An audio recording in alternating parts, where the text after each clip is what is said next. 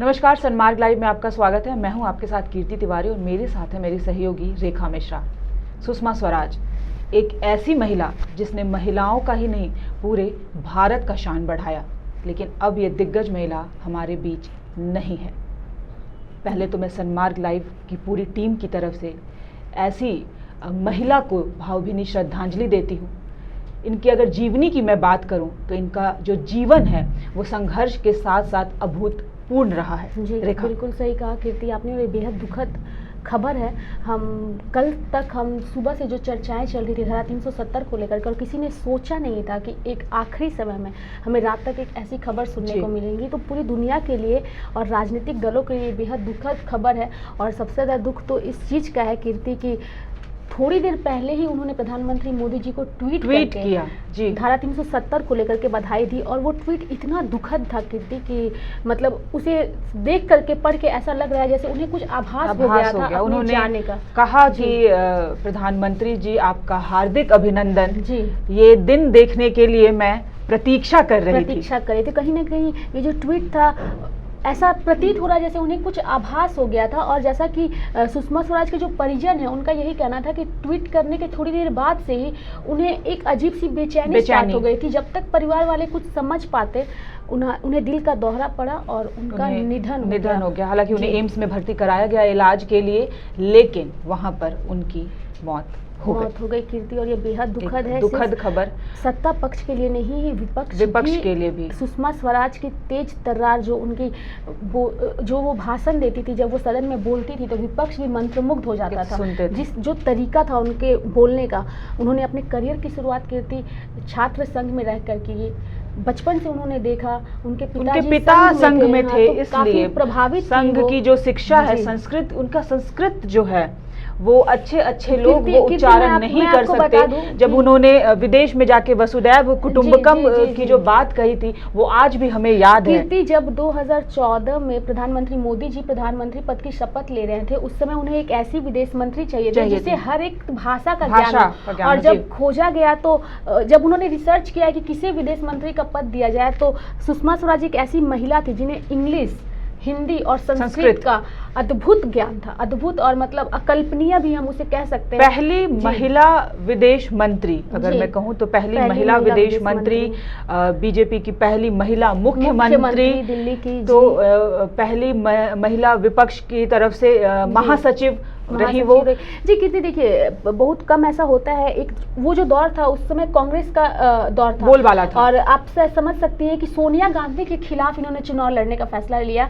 हालांकि वो चुनाव हारी थी, लेकिन उनकी जो इच्छा शक्ति थी कि उन्होंने कांग्रेस के गढ़ में जाके सोनिया के खिलाफ संकल्प के खिलाफ उन्होंने लड़ने का एक जो अभियान की शुरुआत की, वो हारी थी, लेकिन लोगों के दिलों में राज कर गई थी। स्वराज की सबसे अच्छी बात जो मुझे ये लगती थी, मुझे लगता है कि पूरे भारतवासियों को ये बात अच्छी लगती होगी कि वो हमेशा सही को सही और गलत को गलत कहती आई हैं। क्योंकि अगर हम तेलंगाना की बात करें, जब तेलंगाना का गठन हो रहा था तो हम सब जानते हैं कि लाल कृष्ण आडवाणी को वो अपना गुरु मानती थी शुरू से ही, लेकिन उन्होंने लाल कृष्ण आडवाणी से भी तेलंगाना मामले पर बहस की थी कीर्ति। और तो वो यही वो दिखाता है कि आप सही को सही और गलत को गलत किस तरह से परख करती थी वो, ये हमें उनसे सीखने की जरूरत है। हमारे देश में कई विदेश मंत्री आए गए, लेकिन जो सुषमा स्वराज ने जो विदेश मंत्री के कार्यकाल के दौरान जो छाप छोड़ी, ऐसा छाप किसी ने नहीं छोड़ा।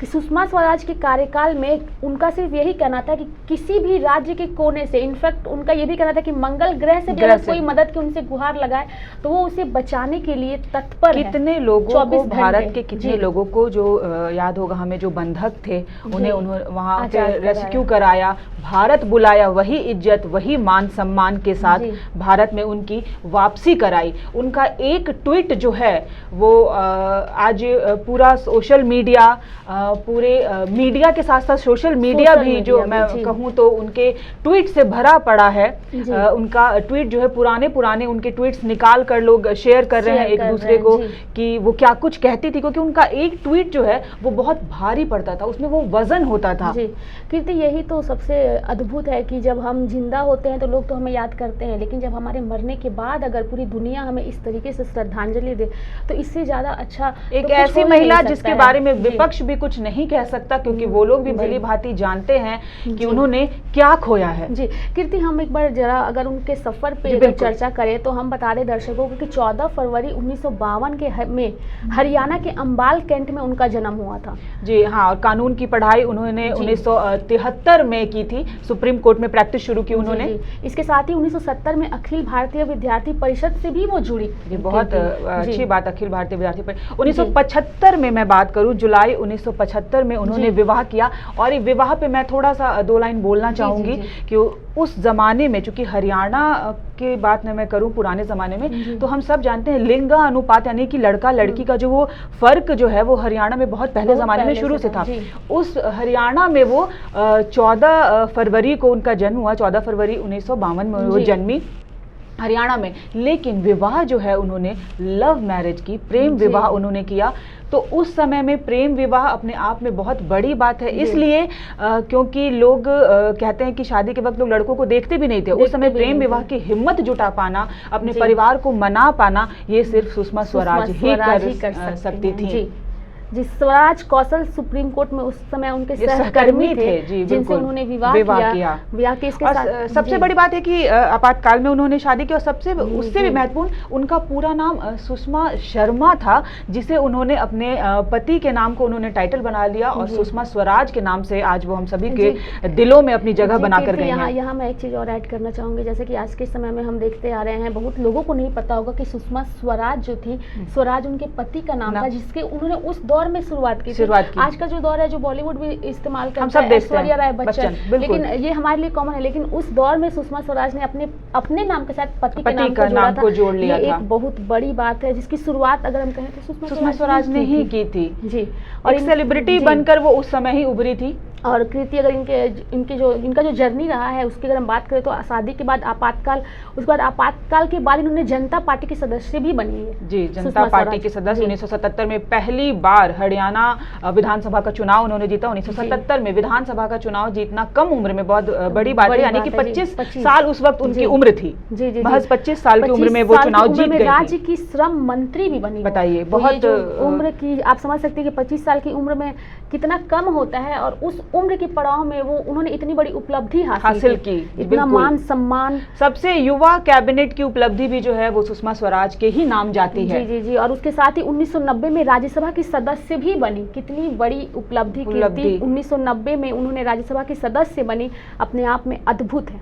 1996 में दिल्ली दक्षिण से लोकसभा सीट से उन्होंने चुनाव लड़ा और जीत हासिल की। सबसे बड़ी बात है जीत हासिल की। और इसके साथ ही अटल बिहारी वाजपेयी की 13 दिनों की सरकार में सूचना प्रसारण मंत्री भी रही हैं सुषमा स्वराज। दिल्ली की पहली महिला मुख्यमंत्री रही, ये बात मैं पहले ही बता चुकी हूँ। और 4 दशक के राजनीतिक करियर में 3 बार विधायक और 7 बार वो सांसद रही। 3 बार विधायक, 7 बार सांसद, बहुत बड़ी बात है ये। इसके साथ ही 15वीं लोकसभा में नेता प्रतिपक्ष रही। पहली महिला नेता प्रतिपक्ष मुझे लगता है सुषमा स्वराज ही थी। संसदीय कार्य मंत्री, केंद्रीय सूचना प्रसारण मंत्री, मतलब कई स्वास्थ्य मंत्री, केंद्रीय स्वास्थ्य मंत्री, जब वो केंद्रीय स्वास्थ्य मंत्री थी तब उन्होंने 6 जगहों पर, ऋषिकेश और कई जगहों पर उन्होंने 6 एम्स की जो है उन्होंने शुरुआत की। इसके साथ ही उन्होंने विदेश मंत्रालय का जिम्मा संभाला। विदेश मंत्रालय का जिम्मा तो उन्होंने जिस बखूबी से संभाला है वो तो ताउम्र लगता है पूरे भारतवर्ष को याद रहेगा जी, क्योंकि विदेश मंत्री कई आए और गए, लेकिन सुषमा स्वराज ने अपने कार्यकाल के दौरान जो छाप छोड़ी, जितनी मदद काफी समय से मैं कहूँ रेखा, एक बात तो वो बीमार चल रही थी, क्योंकि वो बात भी करती थी, जैसे जब वो विदेश मंत्री थी तो वो डायरेक्ट ट्वीट करती थी कि अगर किसी को कोई समस्या तो वो डायरेक्ट मुझे बताया, मैं खुद, और उस पर खुद वो एक्शन भी लेती थी। ये लोकसभा चुनाव हम सब जानते हैं उन्होंने नहीं लड़ा, रीजन क्योंकि उनका किडनी ट्रांसप्लांट हुआ था, वो काफी समय से बीमार चल रही थी, वो नहीं चाहती थी। किडनी ट्रांसप्लांट हुआ था 2016 में। हाँ जी हाँ, 2016 ही वो काफी बीमार चलने लगी थी, तो उन्होंने फैसला लिया कि ये लोकसभा चुनाव वो नहीं लड़ेंगी। हाँ जी, 2018 में उन्होंने ये फैसला किया कि 2019 का वो चुनाव नहीं लड़ेंगी। और ये अपने आप में भी एक बहुत अनोखा चीज है कीर्ति, जल्दी लोग अपने पद को छोड़ते नहीं है, लेकिन उन्होंने राजनीतिक करियर की शुरुआत की तो अपनी अपनी इच्छा शक्ति से और छोड़ने का भी उन्होंने निर्णय लिया, तो वो खुद से, अपनी ना कि इच्छा उन्हें शक्ति, किसी ने बोला कि आप चुनाव नहीं लड़ सकते। उन्होंने खुद समझा कि वो अब जनता के बीच नहीं जाएंगे, क्योंकि उनकी जो उनकी सेहत, उनका सेहत उनका साथ धीरे धीरे छोड़ रहा था रेखा, मैं कहूँ, क्योंकि वो ये भली भांति समझ चुकी थी। और ये एक अपने आप में अच्छी बात है कि जब आप अपने सेहत की वजह से या किसी भी और कारणों से आप जनता के बीच नहीं जा सकते हैं, तो उन्हें वो लगा कि शायद मैं उस मन से सेवा ना कर पाऊं।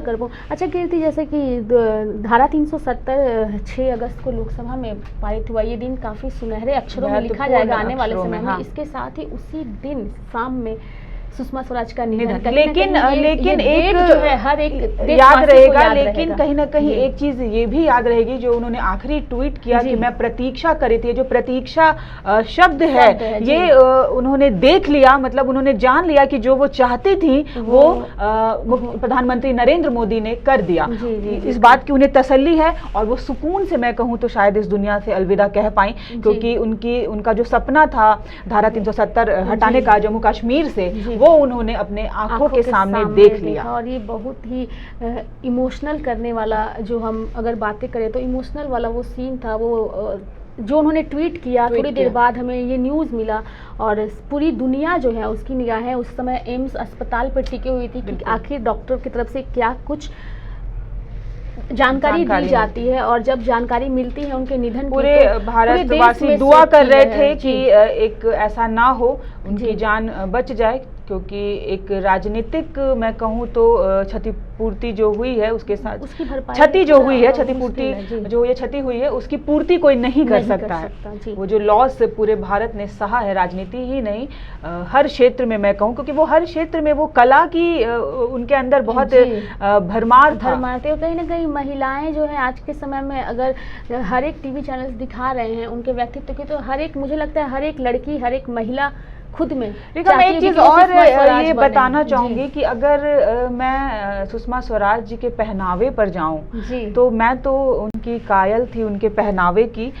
एक ऐसी महिला, मतलब उनका जो ड्रेसअप था वो अपने आप में अद्भुत था जी कीर्ति। वो साड़ी के ऊपर जो वो एक जैकेट पहनती थी, वो सुषमा स्वराज का ही ट्रेडमार्क उन्होंने बना दिया है, और आज बहुत वो चीजें फैशन में भी हैं, बट उसकी शुरुआत मैं कहूँ कि मैंने सुषमा स्वराज से ही देखी थी। जी, और बिल्कुल कीर्ति, इतने बड़े पद पे होने के बाद जो शालीनता और भारतीयों की संस्कृति होती है, बड़ी बिंदी सिंदूर के साथ वो जिस समय खड़े होकर विपक्ष के साथ बोलती तो सभी लोग उनके चेहरे, उनके भाव और उनकी जो बातें हैं, उनके भाषण को सुन के पक्षी नहीं विपक्ष भी जो है वो मंत्रमुग्ध हो जाता था। और कीर्ति, बहुत कम ऐसा देखने को मिलता है। ज्यादातर हम यही देखते हैं कि जो पुरुष प्रधान देश में पुरुषों का ही बोलबाला है, लेकिन उस पुरुष प्रधान देश में अगर किसी महिला का बोलबाला बनता है, तो आप समझ सकते हैं कि कितना कठिन परिश्रम करके वो महिला उस मुकाम पे पहुंची है, कि आज लोग उसे नम आंखों से श्रद्धांजलि दे रहे हैं, भावभीनी श्रद्धांजलि दे रहे हैं। सन्मार्ग टीम भी उन्हें भावभीनी